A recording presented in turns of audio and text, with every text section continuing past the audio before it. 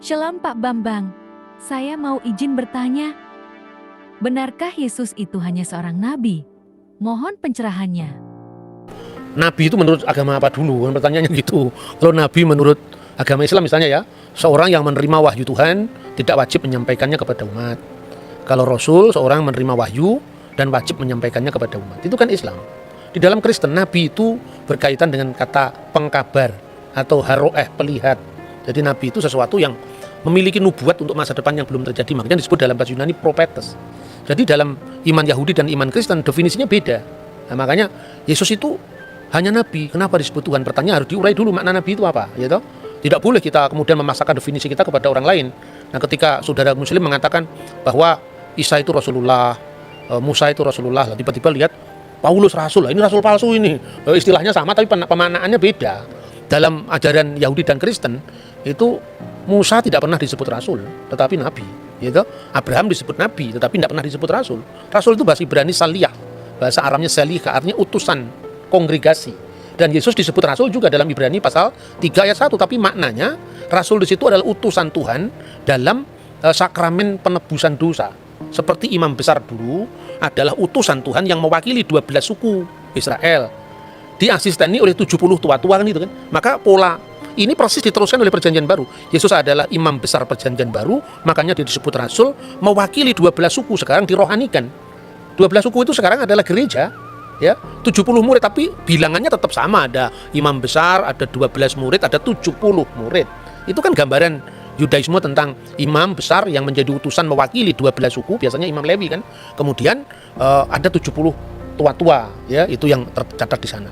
Itu jadi Yesus itu nabi juga, tapi nabi dalam makna yang berbeda dengan nabi Islam gitu loh. Dan nabi tidak dipertentangkan dengan ketuhanannya, karena jabatan imam besar itu ada jabatan Mesias atau sang Mesias itu imam, nabi, raja. Ini.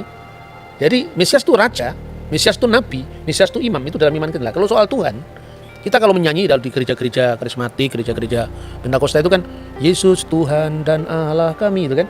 Jadi dalam hal ini Yesus adalah God sekaligus Lord. Saksi Yehova percaya Yesus itu Lord, Tuhan, tapi nggak percaya Yesus itu God.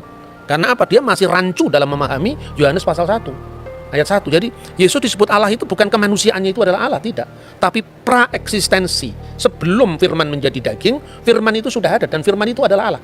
Jadi dalam wujud ilahinya, dalam kodrat ilahinya, firman itu adalah Allah. Kemanusiaannya tentu baru ada, telah dilahirkan Bunda Maria kan. Nah, dalam tugas kemesiasannya itu, maka Yesus disebut Tuhan. Tuhan itu Lord.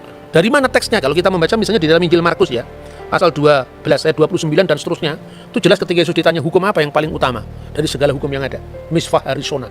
Itu yang pertama, Shema Yisrael Adonai Elohenu, Adonai Echad.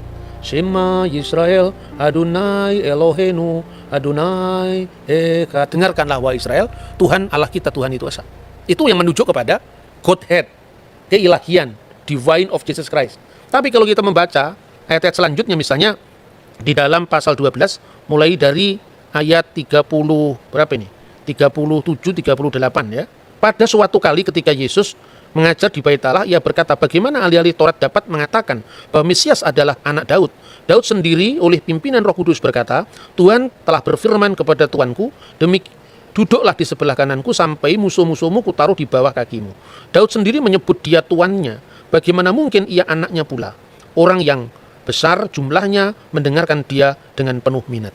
Jadi Yesus itu anak Daud, betul, secara daging. Makanya Injil Matius diawali dari inilah silsilah Yesus Kristus, the book generation, ya, Sefer Toledot Yesua HaMasiah. Buku generasi, buku silsilah Yesus Kristus ben David, anaknya Daud ben Abraham. Jadi secara daging dia anaknya Daud karena dia keturunan Daud. Itulah yang merujuk pada kemanusiaan Yesus Kristus. Makanya orang banyak itu kan kaget. Loh, katanya di Mazmur kan dikatakan dia adalah Tuan, Adoni, Tuanku. Bagaimana dia disebut tuannya Daud sekaligus anaknya Daud? Coba kita baca Mazmur ya Tehillim 110, kita baca di sana.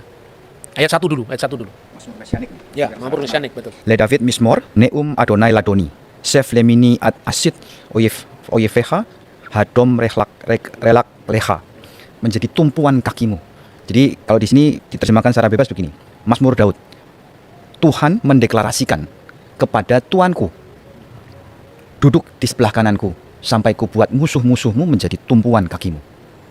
Nah, itu yang menarik adalah permainan kata kalau di bahasa Indonesia Tuhan dengan huruf besar karena itu menerjemahkan YHWH.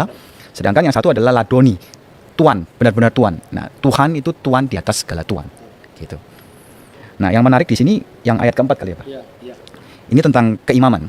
Niswa Adonai, velo yinachem, ata kohen leolam, al dibati Malkisedek. Jadi Tuhan bersumpah dan dia tidak menyesal. Engkau adalah imam. Imam tapi menurut apa? Imam yang kekal menurut perkataan Melkisedek. Nah, itu keimamannya Yesus, bukan imam berarti dalam dia harus keturunan Lewi, bukan.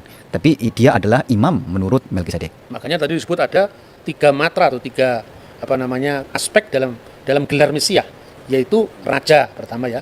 Makanya disebutkan di situ firman Tuhan, Neum Hashem Ladoni, kepada Tuanku.